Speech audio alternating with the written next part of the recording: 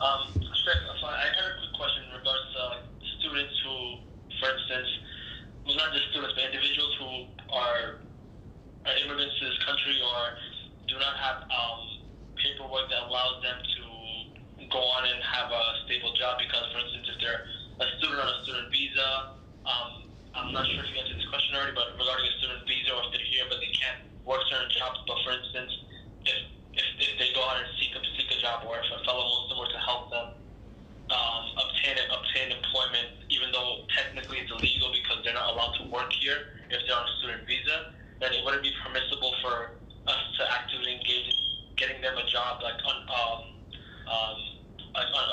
the table, like getting them a job, so it's not on the books itself. And is that permissible? And how should one go about that for the brother himself if he really needs a job, because he came from overseas, from a third world country, and he needs a job to pay for tuition and pay for rent. And you collect money for him and give him money, brother. If there is a covenant, then you honor the covenant. The covenant means an agreement between two individuals, two organizations, two countries, an individual and an organization, an individual and a country, and so on. Regardless of the second party, a covenant needs to be honored. As Allah subhanahu wa ta'ala instructed us, Ya ayyuhalladhina amanu awfu bil uqud. O you who believe, fulfill your covenants.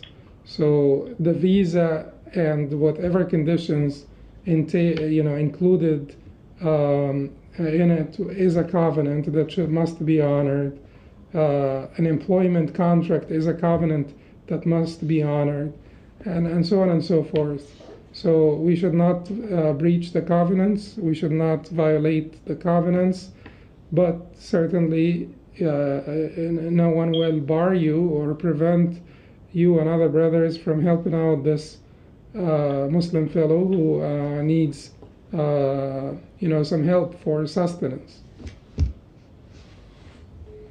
Okay, so I guess in that case, if it was not, if his fellow Muslim community was not able to come to his assistance financially, and it would mean him either leaving the country and not pursuing his education, so would he just give in to that, or should he, I guess, like, is there any ruling about in regards to breaking the covenant because he's here seeking education and he would have trouble doing so back home?